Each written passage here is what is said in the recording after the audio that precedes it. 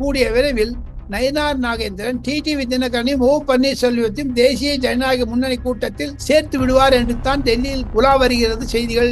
இனி வரக்கூடிய நாட்களில் அண்ணாமலை எவ்வளவு சூடை கலப்பினாரோ, ஒரு ஒரு ஒரு புரட்சியை செய்தாரோ, அதே மாதிரி நயினார் நாகேந்திரன் முன்னணியில் வைத்து பின்னணியில் இருந்து நரேந்திர மோடி, அமித்ஷா, ராஜ்நாத் சிங், நிதின் கட்கரி போன்றவர்கள் எல்லாம் இனி வரக்கூடிய மாதத்தில் அடிக்கடி சென்னை வருவதால், தமிழகத்திற்கு வருவதால் அகில இந்திய அளவில் அண்ணாமலைக்கு ஒரு பொதுச் செயலாளராக கொடுக்க இருக்கிறார்கள். தென்னிந்தியாவில் இருக்கக்கூடிய அனைத்து மாநிலங்களுக்கும் ஒருங்கிணைக்கக்கூடிய ஒருங்கிணைப்பாளர் பதவி கிடைத்தாலும் ஆச்சரியப்படுவதற்கில்லை.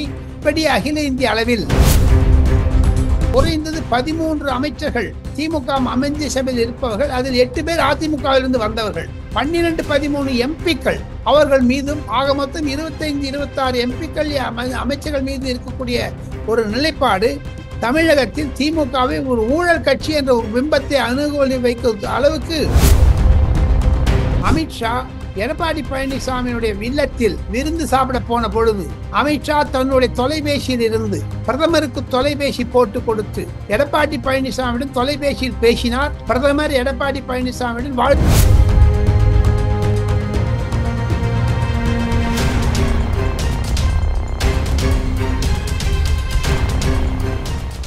ரியல் ஒன் நண்பர்கள் நேயர்களுக்கு வணக்கம். தொடர்ச்சியாக பல்வேறு முக்கியமான தகவல்களை நம்முடைய வாசகர்களுடன் பகிர்ந்து வரும் மூத்த பத்திரிகையாளர் டெல்லி ராஜகோபாலன் சார் அவர்கள் நம்முடைய இருக்கிறார். வணக்கம் சார்.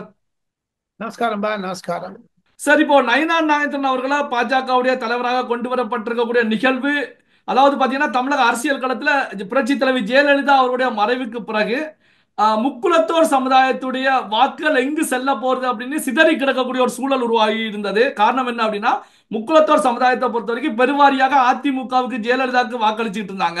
அவருடைய மறைவுக்கு பிறகு டிடிவி தினகரன் ஒரு பக்கம், ஓபிஎஸ் ஒரு பக்கம், அதிமுகவை பொறுத்த வரைக்கும் எடப்பாடி பழனிசாமி கையில் அதிமுக, இப்படி இருக்கக்கூடிய ஒரு சூழ்நிலையில தான் அப்போ முக்குலத்தோர் வாக்கு யாருக்கு செல்ல போறது அப்படிங்கிற கேள்விகள் சிதறி கிடந்துட்டு இருந்த சூழ்நிலையில தமிழக பாஜக தலைவராக முக்குலத்தோர் சமுதாயத்தை சேர்ந்த நயினார் நாகேந்திரன் கொண்டு வரப்பட்டிருக்காங்க.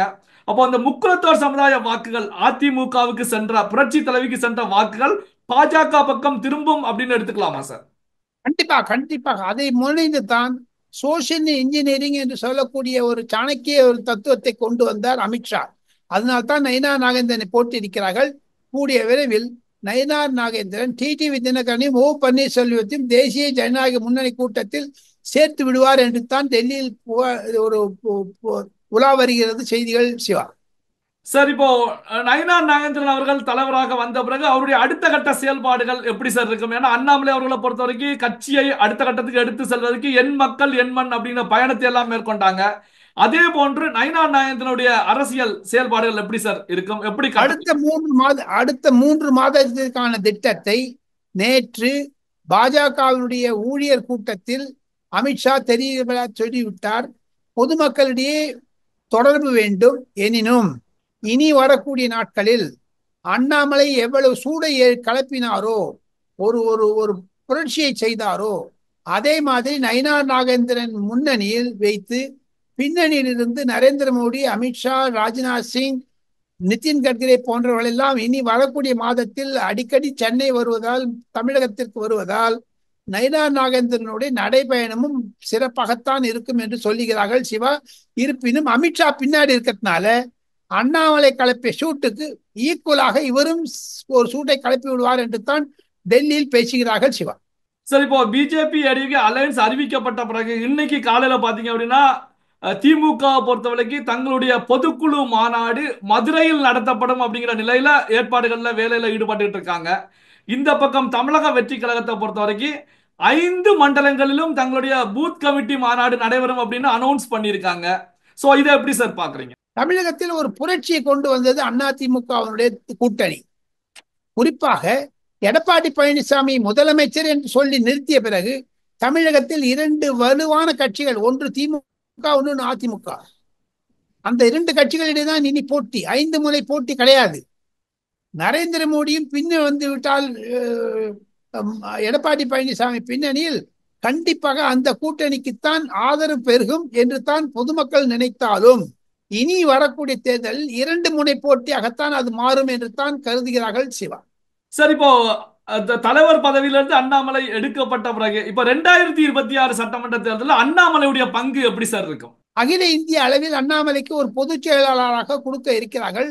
தென்னிந்தியாவில் இருக்கக்கூடிய அனைத்து மாநிலங்களுக்கும் ஒருங்கிணைக்கக்கூடிய ஒருங்கிணைப்பாளர் பதவி கிடைத்தாலும் ஆச்சரியப்படுவதற்கில்லை. எப்படி அகில இந்திய அளவில் அனுராக் தாக்கூர், ராஜீவ் சந்திரசேகர், சுவேந்து அதிகாரி, நிஷிகாந்த் தூபே போன்ற தலைவர்களை எல்லாம் வரிசைப்படுத்தி இளைஞர்களை முன்னுக்கு கொண்டு வருகிறார்களோ அதே மாதிரி அந்த பட்டியலில் அண்ணாமலை சேர்ந்து விட்டார். வரக்கூடிய நாட்களில் அண்ணாமலை அகில இந்திய தலைவர் ஆகினாலும் அவர் ஒரு மத்திய அமைச்சராவதற்கான ஒரு அறிகுறிகள் கண்டிப்பாக டெல்லியில் சூறா உருகிறது. சிவா சார், அமித்ஷா அவர்கள் இப்போ சென்னையில வைத்து அந்த ஊழல் எங்கெங்கெல்லாம் ஊழல் நடந்திருக்கிறது அப்படின்னு சொல்லி பட்டியல் போட்டிருப்பதன் மூலமாக இந்த ஊழலுக்கு எதிரான செயல்பாடு, மத்திய அரசுடைய செயல்பாடு இன்னும் வேகம் எடுக்க போறது அப்படின்னு எடுத்துக்கலாமா சார்? ஜூலை, ஆகஸ்ட், செப்டம்பர் வாக்கில் அதனுடைய தீவிரம் காணப்படும்.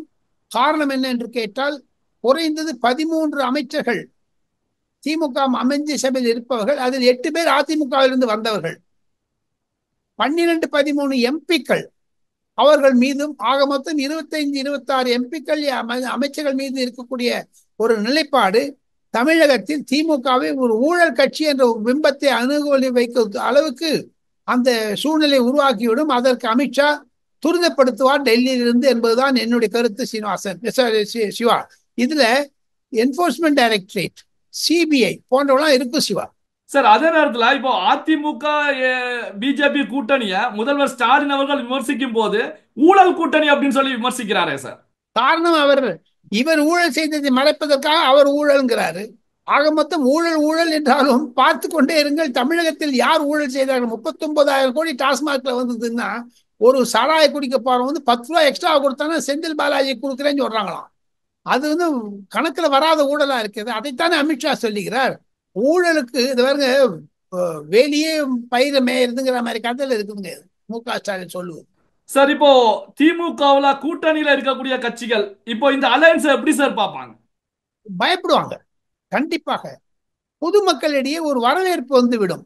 ஒரு வருடத்திற்கு முன்னதாக எடப்பாடி பழனிசாமி முதலமைச்சர் முதலமைச்சர் முதலமைச்சர் என்று சொன்னால் அது அதிமுக ஊழியர்களிடையே ஒரு மாபெரும் வரவேற்பை தரும். சிவா, அதன் மூலமாக இந்த ஓட்டுகள், வாக்குகள் மற்றும் அதாவது வாக்கு டிரான்ஸ்பர் ஆகுது, மாறுதல் போறது கண்டிப்பாக நிகழும்.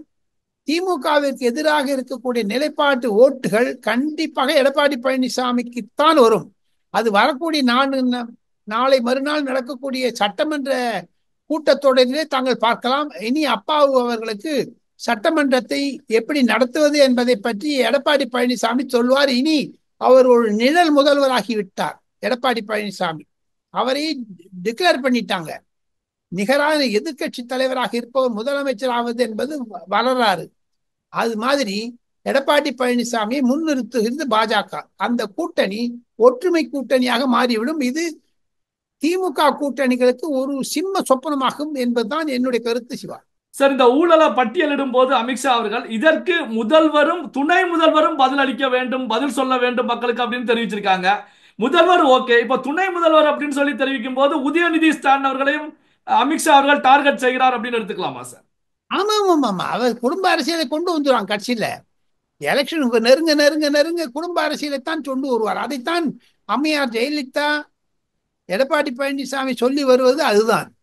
அது ஒரு சூடு பறக்கும். உதயநிதியை சேர்த்துக்கொண்டது காரணம், உதயநிதி தான் முதலமைச்சராக ஆக்குவார் மு.க. ஸ்டாலின் என்று சொல்லுகிறார்கள். எப்படி சோனியா காந்தியை முன்னிறுத்தி மன்மோகன் சிங் பிரதமர் ஆனாரோ அது மாதிரி ஸ்டாலினை முன்னிறுத்தி உதயநிதி தான் முதலமைச்சர் ஆவார் என்ற சூழ்நிலையை அமித்ஷா விளக்கினார் நேற்று. சார், எப்பவுமே இறுதியில நம்முடைய வாசகர்களுக்கு அப்டேட் கொடுப்பீங்க. இந்த பதிவுல நீங்க கொடுக்கக்கூடிய அந்த அப்டேட் என்ன சார்? மிக மிக உன்னிப்பாக கேட்க வேண்டும். அமித்ஷா எடப்பாடி பழனிசாமியினுடைய இல்லத்தில் விருந்து சாப்பிட போன பொழுது அமித்ஷா தன்னுடைய தொலைபேசியில் இருந்து பிரதமருக்கு தொலைபேசி போட்டு கொடுத்து எடப்பாடி பழனிசாமியுடன் தொலைபேசியில் பேசினார். பிரதமர் எடப்பாடி பழனிசாமியுடன் வாழ்த்து தெரிவித்தார் என்பதுதான் சிறப்பு செய்தி.